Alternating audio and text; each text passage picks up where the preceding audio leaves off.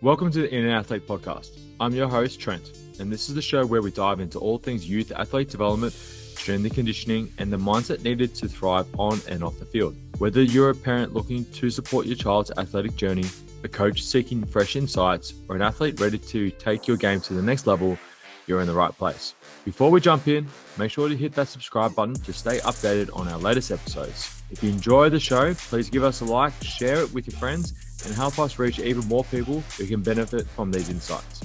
Together, we can empower the next generation of athletes to perform at their best. Now, let's get into it. Welcome back to the Inner Athlete Podcast. I've got this time a little bit different. I've got Jack on the podcast. I've got Coach Jack. Jack's been with us for how long now?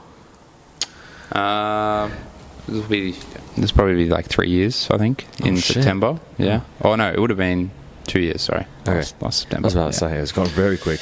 Has gone quick. Yeah, that's been good. It's been a great asset to the team, and I know the members really enjoy her. And, you know, it's been really positive to see your growth and development in this space. Which we're going to kind of go into is the youth space in terms of the off-season.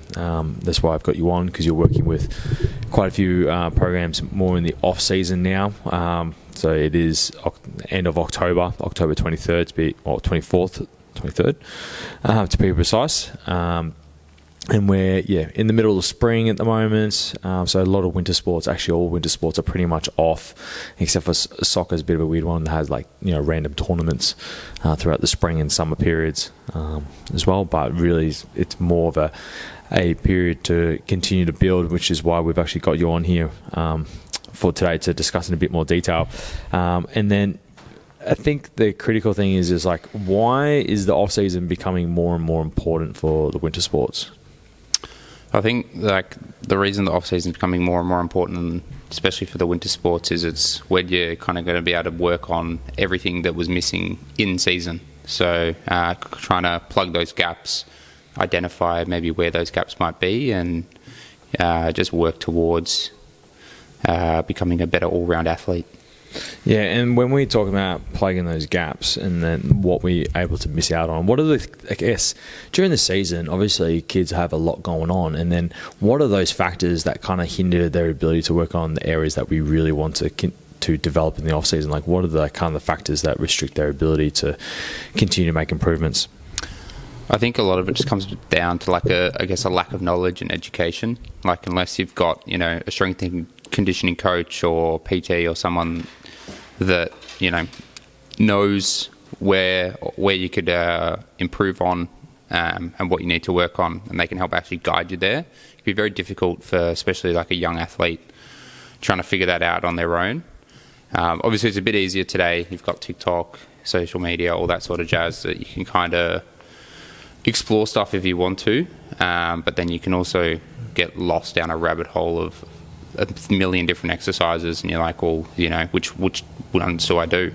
Yeah, and then what are some of the key things that a lot of kids want to improve on throughout the off season? Like, what are you, obviously, key things that strength, power, and speed we always talk about, and like, what are some other key areas that tend to pop up, for kids that want to improve on for the off season, leading into pre-season?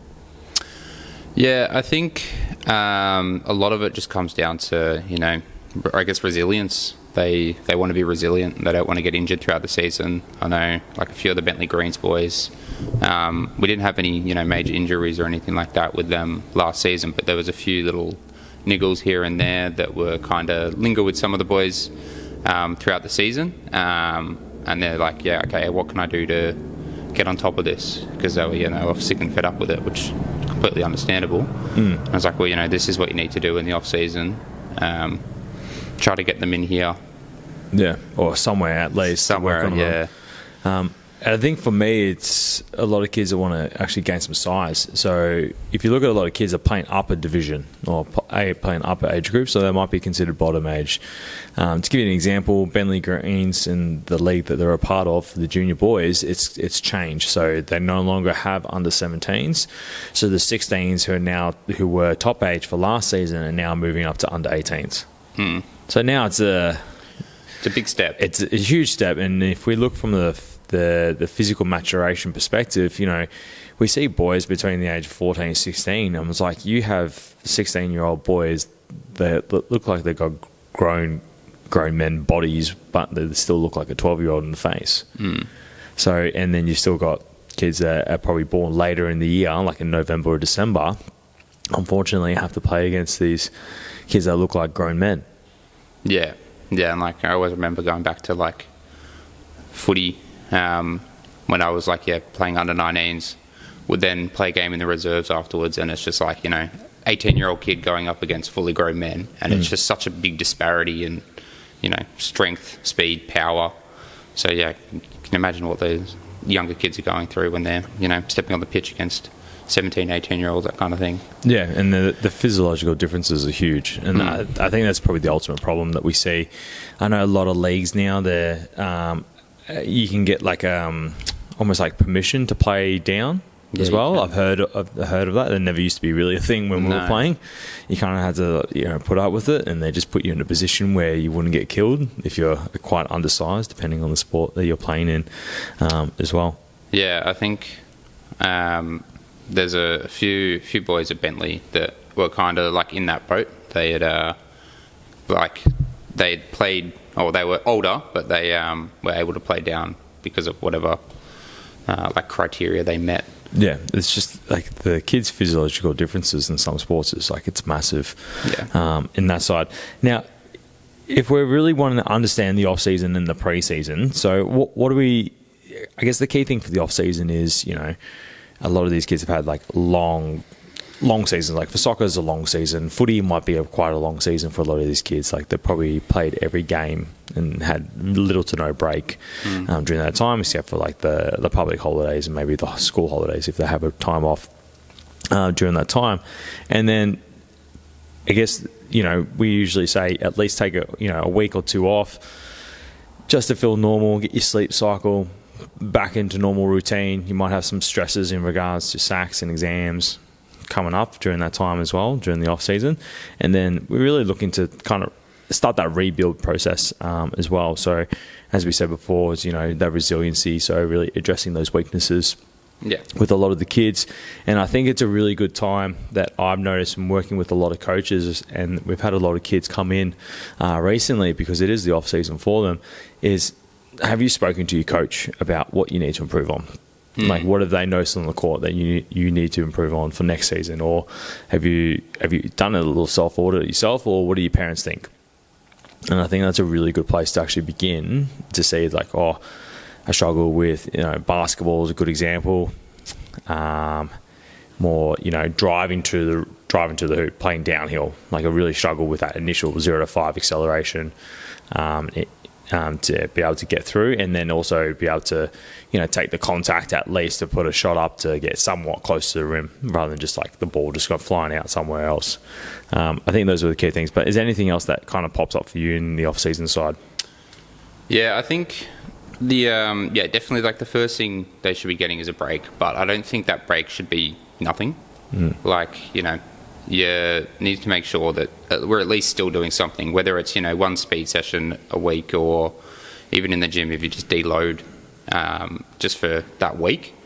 It's going to help set you up for your actual off season. But yeah, I think it's a good way to put it. Kind of asking your coach, just kind of see what they have noticed and what you can improve on, rather than trying to self-reflect. Because I've asked a few like the younger members in their off season, okay, what would you like to work on, moving forward, and they've kind of got some ideas. But yeah, I think it'd be very valuable to kind of ask that for that external feedback, and see if there's anything that there's missing that you might not pick up as an individual athlete. Yeah, and like as an athlete, you're there to learn and develop, and for the younger ones, it might be a little bit harder, but they might compare themselves to others on the field. I think sometimes that can be more of a hindrance, somewhat of a hindrance, but I think sometimes it can be actually beneficial if you're constantly seeing the same general trends and patterns of how you played this year, and you struggled with, I don't know, it could be something as getting out of the contest or something like that, or just being explosive to get the ball out of the contest for football, for example. That would be something worthwhile. And like, it might be strength and power, and just like the agility component that you need to work on in the off season. So, okay, cool. Now, when you come in here, you have a bit more of a focus. So we can actually start to address that from a programming perspective as well. And then I think the other part is a lot of kids want to gain size in the off season. So they want to gain some muscle. You know, we're not talking about, 10, 15 kilos or anything like that. And I think with soccer, there's always a misconception that, just because you lift weights means that you're going to get slower. I think there's always that misconception around that, and I'm assuming you can actually add to that as well, that when kids actually come into the gym, we're not training them like little bodybuilders. No.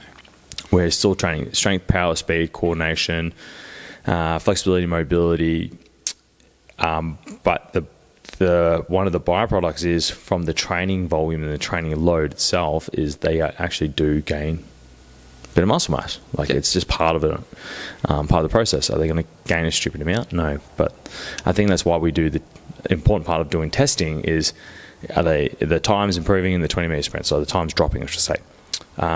Is there broad jump, the triple hops, the vertical jumps, are those scores improving over time? And if they are, whilst they're gaining size, gaining strength, getting taller, and eating more, then we know they're going to be in a better position come the preseason. Yeah, and I mean, build more muscle, you're going to be able to output more. So it's a pretty simple equation, I think, at the end of the day. And yeah, going back to what you said, like, they're not training like bodybuilders. They're training with intent. We're still making sure we maintain all those qualities that they're going to use in their sports and their fields. So I guess that's where, just the individualized and like specificity of S&C comes in, rather than just, going to the gym. Because like I know, especially at that age, 16, 17, 15, that's kind of when like typically most males will start to, I think, get into the gym with their school friends, and not all the time they've got, I guess, the right guidance or the right understanding of what they actually need to do to benefit like their sport. Like for instance, like one of the Bentley Greens boys, like, he was talking to me about like what are you doing in the gym, and he's telling me, oh yeah, I was benching this. I'm like, oh, it's good. Like, how's your squat looking? He's like, oh, I don't hit legs. I was like, why? And he's like, no, I don't need to. I was like, I get it from soccer. I was like, it doesn't really quite work that way. Like, no, you're not going to get stronger just from playing soccer. Like, you still need to make sure you're training everything. And he was like, oh, okay. So yeah, it's one of those things you just need. I think it's a good point. He probably thinks he has to train legs a lot. And I'm just like, look, if you only spent maybe 2 20-minute sessions and incorporated it on top of your upper body sessions, you would have been totally fine. But it's more, like you said, it's the output, producing force production, his coordination. And this is the funny thing a lot of people don't realize, a bit of a sidebar, is the more that you run and the less strength work that you do, you actually become somewhat like uncoordinated. And now what I mean by that is when you do a lot of the training, you tend to do it at a sub-maximal level, or you tend to do a lot of it at fatigue. Now, if you do a lot of it at fatigue, unfortunately, your movement mechanics actually start to become altered. Yeah. The good thing about the strength and conditioning and getting someone to actually assist and guide you throughout the whole process is they can actually clean up your running mechanics. And I find that now more than ever is we've had a lot of kids coming in across a multitude of sports. They got some funky running mechanics. There's been a few standout running mechanics, and and it's gotten them to this point, which is good. But the problem is, if you learn something bad, it can take up to 10 times as long as if you are learning it from scratch. You've haven't laid the foundations yet for that specifically. So it's one of those things that we want to teach and educate. We want them to become more efficient, and sometimes everything should not feel heavy. It actually should feel more effortless in the training side. And been teaching a lot of the members here, and even discussions with yourself and Alex and the interns as well. Sometimes it's not about how hard you're actually pushing; it's how efficient you're actually doing it, and how much you have in the tank to be able to do more of it. And then how does that potentially going to translate to the game itself later on down the track? Is if you're producing a higher output that requires less energy or effort, that means you have the better opportunity to repeat that to a higher standard moving forward. Yeah, Yeah, and that's kind of, I think, a lot of the way I sum that up with the kids, and making sure they're getting ample rest in between their, high intensity bouts, so that they're, training that specific quality. Yeah. Yeah. And then if we're looking at the preseason, so we're coming back, we have Christmas. Some people will have some time off during that time, so 1 or 2 weeks. I know the clubs that we're working with will have 2 weeks off. So Christmas and New Year's, usually they'll do some sort of maintenance program. So from, I guess, end of this month to Christmas, we can push pretty hard. And then the preseason. And the preseason becomes a little bit more, I guess, still quite difficult, but a lot of people fall into the trap of ramping things up a little bit too quickly. And it's the same thing for the off-season as well. Some of the pitfalls and traps is they're too eager and too keen to get back into some sort of conditioning and like a heavy load of running. Yeah. And the one thing I tend to see with that side is I rather see, kids actually gradually build up over time. It might only be like two 40-minute sessions of week of running, and then gradually building up from there. So you're going from like 0 to something, and then you have room to actually progress. And I think this is the bigger trap that people fall into, is they don't give themselves a little bit of bandwidth to actually continually progress on a week-to-week basis. And if we understand that it's the spikes in training load is what actually catches people out in terms of the soft tissue injury side moving forward. But then if we're looking at the preseason, and then it starts to become a little bit more sport specific moving forward. Yeah. So we're still working on energy system development, but we're starting to incorporate that more into, I guess, more skills and tactical work moving forward. And this is where we start to introduce more like practice matches or scrimmages to actually see where everyone's at this point as well. And then the fitness testing. And then obviously everyone gets like, ooh, fitness testing, a bit scarred by that for some people, depending on what it is and what they do. But I think it's really important time to at least use fitness testing as a bit of a guide on where you're currently at, and then what to do moving forward as well. So whether it's a 1.2, 2K, 3K, yo-yo, beat, Bronco. A Bronco is becoming a lot more popular now. Do you know what a Bronco is? Yeah, it's a rugby one, yeah. Yeah, well, that's actually the soccer, I think, the A-League now. Oh, yeah. I know it's popularised by rugby, though. Yeah, so rugby league, the two sports, because of it's, I don't know, it's a bit of a lung buster kind of thing, but it's done within, I think the fastest time's like something just over 4 minutes, which is kind of crazy. And yeah, so soccer is starting to use something like that now. With Bentley Greens, we use a yo-yo.